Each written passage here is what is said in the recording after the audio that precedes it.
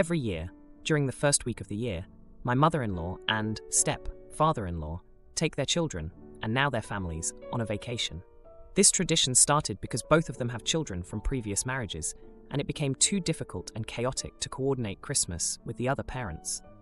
So, they decided to go on this vacation and celebrate Christmas there. They always choose a destination where they can go skiing or snowboarding. I, on the other hand, do not know how to ski or snowboard. I have never made a big deal out of it, and when they go out, I usually prefer to go tubing or to the spa, just to relax. In 2022, I was pregnant, so I couldn't go tubing. However, I had a 1-year-old child at the time, so I would take him out to play in the snow, go for walks, or simply spend time in our room. Last year, I had 3 children, my 2-year-old and 2 7-month-olds, and I was pretty much confined to a non-baby-proofed room with them throughout the week. It wasn't an enjoyable experience, but I did it for the sake of their tradition and for my children to see their grandparents. This year, I was also pregnant again, but this time with triplets. I told my husband that I would rather not go on the vacation this year, because I don't want to be far from the hospital in case anything happens. And I simply don't have the energy to keep up with 3 toddlers in a non-baby-proofed room. Since all I would be doing is watching the kids, I would rather do it in the comfort of our own home. My husband understood and asked if I would mind if he went alone. I told him that I would prefer if he didn't go for the whole duration of the trip, as we need time off when the babies arrive. But otherwise, I didn't mind. So, he informed his mother, and although she wasn't thrilled about it, she dropped the issue. However, when my husband arrived at the vacation destination, his mother apparently lost her composure. She started crying and ran to her room. My father-in-law explained that she had really hoped that my husband would bring the children along, because now it didn't feel like a family vacation to her. She remained visibly sad throughout the trip.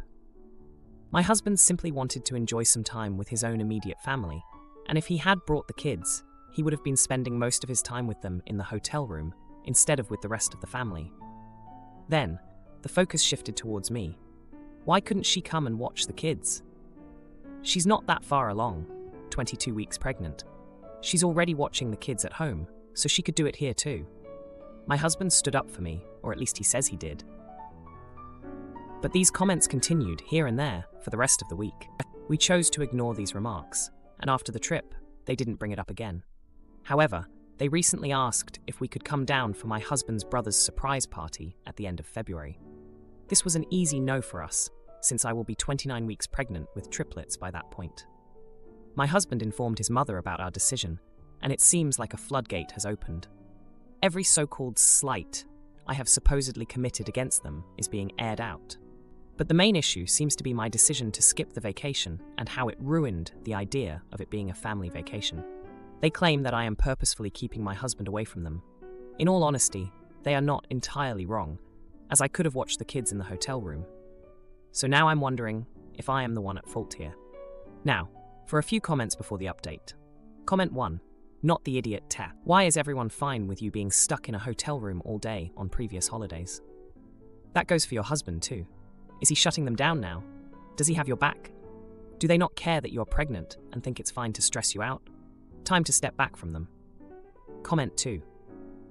Has it dawned on them that next year it would be 6 kids all under 4 in one non-baby-proofed room, and then the following year would be 6 kids all under 5, and so on? Unless you're going for sainthood, they have to understand this family vacation is over for you. Not the idiot. Now for the update. Hey everyone, it's been a month since my last post, and boy do I have an update for you. Remember how I decided not to go on the family vacation because I was pregnant with triplets? Well, things have escalated since then. After my husband returned from the trip, things seemed to calm down. But then came the invitation to my brother-in-law's surprise party. We declined, and that's when the drama really kicked off. My mother-in-law started bringing up every little thing I've ever done that she didn't like. It was like she had a list and was checking it twice, but not in a Santa kind of way. Now, let's rewind a bit. Before all this, I had a pretty decent relationship with my in-laws. I mean, sure, there were hiccups here and there, like the time I suggested a different restaurant for dinner and my mother-in-law took it as a personal attack on her cooking, or the time I bought eco-friendly diapers and she thought I was implying she didn't care about the environment. Small stuff, right? But apparently, these were all just being stored away for a rainy day. Back to the present. My husband tried to smooth things over, but his mom was having none of it. She even started a group chat with the whole family, where she would drop passive-aggressive comments about some people not making an effort. It was like high school all over again, but with more emojis. Then came the bombshell. My husband's sister, who had always been neutral, called me out of the blue. She said she needed to talk to me about something important. We met up at a local coffee shop, and she was visibly nervous. After some small talk, she dropped the news that would turn everything upside down. She confessed that during the family vacation, she overheard a conversation between my mother-in-law and another family member. They were discussing how they could encourage me to be more involved in family activities. And by encourage, I mean they were plotting to make my life so uncomfortable that I'd have no choice but to tag along on every family event, no matter how inconvenient or uncomfortable for me. I was shocked. I mean, who does that? It was like they were trying to bully me into submission. My sister-in-law apologized for not saying anything sooner and said she felt guilty for keeping it to herself. She had been wrestling with her conscience and finally decided I had the right to know. Armed with this new information, I confronted my husband. He was just as shocked as I was. He couldn't believe his own mother would go to such lengths.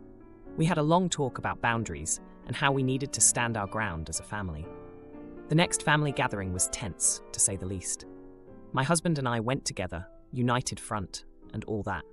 When the inevitable comments started, my husband took the lead. He calmly explained that we were a team and that our family's well-being came first. He also mentioned that we knew about the conversation that took place during the vacation. You could have heard a pin drop. My mother-in-law's face went through a series of emotions: surprise, anger, embarrassment. She tried to deny it, but my sister-in-law backed us up. It was a moment straight out of a soap opera. Now, you'd think that would be the end of it, right? But no, there's more. Just when we thought we had weathered the storm, my father-in-law, who had been quiet this whole time, spoke up. He said he had something to add. He revealed that he had known about his wife's plan all along and had tried to talk her out of it. He apologized to us for not stepping in sooner. But here's the twist. He also announced that he had been feeling disconnected from the family for a while and was considering a separation. He felt that the family dynamics were unhealthy and that he needed some space to figure things out. The room was silent. No one knew what to say. It was a lot to process. My mother-in-law was in tears, my husband was stunned, and I was just trying to keep up with all the revelations. Wife refuses to buy me a sandwich on her birthday because... oh boy, she's in for a surprise. Today is my wife's birthday. One of the things she looks forward to is collecting her free birthday food and drinks from places. For the last couple of days, the plan has been that she would go to Firehouse Subs, get a free sandwich, and also bring me one home for lunch, her idea. This morning, she suddenly asked me if it would be okay if she didn't buy me a sandwich, because it would make her free sandwich feel less special. I agreed that this would be fine, because we have plenty of other food I can eat at the house. But I couldn't help but have my feelings hurt with the thought that somehow doing something nice for me, or the fact that I also get a sandwich, makes her feel less special. I hear that this is the case, and it's her birthday, so maybe I don't need to understand. But I just can't relate. Doing something nice for her, like bringing her a sandwich, would make me feel good. Before she left, perhaps sensing that my feelings had been hurt, she tried to talk to me about it to understand why it was something that hurt my feelings. I tried to explain it to her, but she got frustrated that I was explaining the why, thoughts, over and over, and couldn't go deeper to describe the emotion and maybe where that emotion was coming from at the root. I told her I would try to process it, and maybe we could talk more later, and she left with us on good terms. But it just makes me wonder if I'm just being a big sensitive baby, or if it's normal to feel hurt by this. Update: I feel justifiably and thoroughly roasted by the internet. Long story short, she weirdly didn't want to buy a sandwich because then hers didn't feel free. I felt hurt that she didn't want to do this thing for me anymore. None of this is a big deal. It's her birthday. Let's all move on. Unfortunately, she's definitely expecting me to be able to speak to her about my emotions and core beliefs, about why I got upset at some point today. So somehow, this has become a whole thing, which kind of sucks. Update 2. Just wanted to let everyone know that Sandwichgate has not ruined our marriage. It turns out that somehow this sandwich thing was rooted in a long history of having to share a birthday or not being celebrated on her birthday. And so, for whatever reason, Her having her free sandwich without having to buy another one to bring to me made it feel more like a special treat for her birthday. Again, I can't relate, but we all have our weird things based on our past, and we are allowed to be a little unreasonable on our birthdays. All is well. It was a super minor thing in the grand scheme, maybe a bit petty on her part, but certainly not worth me being so upset about, especially on her birthday. Hopefully next time we have conflict it will be over something actually worth worrying about. Haha. Now, for a few comments before the update. Comment 1. Not the idiot. It's weird as heck to me that your wife, who is presumably an adult, cares more about her free birthday sub feeling special than bringing home lunch for her partner. Like, it's very basic etiquette of being a good partner. Bring them food when you pick up food for yourself. Comment 2. Not the idiot. She turned something normal, simple, and fun into something weird, complicated, and making someone feel left out. It was the plan for lunch for both of you. The special part is that hers is free. Why does she need more than that out of a sandwich? Now, for the update. Hey everyone, thanks for sticking around after my last post. I appreciate all the advice and perspectives you shared. It's been a week since the whole sandwich situation, and let me tell you, things took some unexpected turns. So after the whole discussion about the sandwich and her birthday, things seemed to settle down. We moved past it, or so I thought. But then, a couple of days later, I came home to find my wife sitting at the kitchen table with this look on her face that I couldn't quite read. She had something she wanted to talk about. Turns out, the sandwich incident had stirred up more than just a craving for subs. It brought up memories for her, ones that I hadn't known about before. She shared that growing up, her family often overlooked her birthday. With several siblings and tight finances, her special day was usually lumped together with others or passed by with little fanfare. This revelation hit me hard. I never knew she carried that with her all these years. We talked for hours, and I learned so much about her past struggles with feeling valued and seen. It was a lot to take in, and I felt a mix of sadness for her and guilt for not understanding sooner. But it also brought us closer, and I was determined to make things right. The next day, I decided to surprise her. I went out and got not one, but 2 sandwiches from Firehouse Subs, one for her and one for me. I wanted to show her that I could celebrate with her without taking away from her experience. When I got home, the look on her face was priceless. She was touched, and we shared a quiet lunch together, just enjoying each other's company. But the surprises weren't over. Later that week, as we were getting ready for bed, she turned to me with a serious expression. She confessed that she had been feeling distant lately, not because of the sandwich thing, but because she had been keeping something from me. My heart raced as she told me she had been considering a job offer in another state. It was an amazing opportunity for her, but she was torn about uprooting our lives. I was shocked. We had built our life here, and the thought of leaving everything behind was overwhelming. We spent the night talking about what this would mean for us, weighing the pros and cons. It was one of those deep, soul-searching conversations that you don't forget. The days that followed were a blur of emotions. We debated, we argued, we held each other, and we laughed at the absurdity of it all. It was like we were rediscovering each other, peeling back layers that had formed over years of routine and comfort.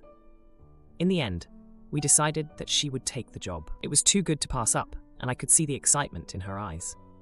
We agreed that I would stay behind for a few months to wrap things up with my work and prepare for the move.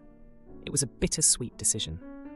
We were embarking on a new adventure, but it also meant time apart and a lot of changes. So here we are, a week later, and I'm still processing everything. My wife is making plans for her new job, and I'm getting our affairs in order. We're both excited for what's to come, but there's also a sadness in the air. We're stepping into the unknown, and while it's thrilling, it's also a little scary. I never would have thought that a simple birthday sandwich could lead to such a whirlwind of events. But life is funny that way, isn't it? One minute you're arguing over lunch, and the next, you're planning a move across the country. I bake dairy-free cakes for family and friends, but then cousin accuses me of forcing my beliefs on them. Oh boy, do they regret it later. I'm a hobby baker, not a professional. I make cakes, cupcakes and treats for family and friends of the family. I'm also lactose intolerant. I've been used to cooking and baking dairy-free for years now, and it's just become second nature to me. Due to regular baking, I often bulk buy supplies such as dairy-free butter. In all my baking, I use the dairy-free butter, and I've never really thought anything of it. So unless there's a specific flavor that's been requested, the cakes or cupcakes are essentially dairy-free. I've never hidden the fact that I use dairy-free butter, but I've also never made it a big deal either. Everyone always compliments the cakes, and I've never had someone say they noticed the cakes, icing, etc. were dairy-free. Last week, I made a chocolate cake for my cousin's birthday. We had a party, and during the party, I had a piece of cake. Another cousin noticed me eating and commented on the fact that I would end up with a bad tummy. When I explained it was dairy-free, she absolutely kicked off, claiming I was trying to force my beliefs down everyone's throat and that I should be declaring the fact it's dairy-free. Also should note, she had already eaten some cake and said it was lovely. She started getting everyone involved. Some knew I tend to do dairy-free and didn't have any issue. Others didn't know and were still okay with it, and some were annoyed about it and said if they had known, they wouldn't have had the cake. Again, no one disliked the cake in any way. I then got told from now on, I should make sure there's dairy in all the cakes, cupcakes, and treats. Which means if it's for a family event, I can't eat them. Now I'm at the point where I don't want to make anyone else any more cakes for people. There was no maliciousness on my part. I understand that years ago, dairy-free was a massive deal, and quite often the food wasn't tasty. But nowadays, things have changed. It's not actually that big a deal anymore. So am I the idiot?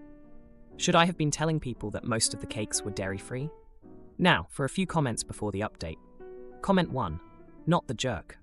It's ridiculous that they're throwing a fit over a delicious cake being dairy-free. It'd be one thing if there was something in the dairy-free butter that could be an allergen, but otherwise, nope.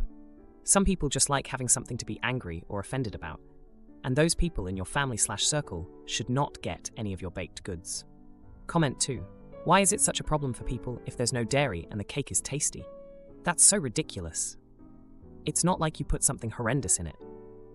I'm shocked, not the jerk, and no, I wouldn't bake or cook for anybody in that ungrateful group of people who talk about overreacting for no good reason. Not the jerk. Now for the update.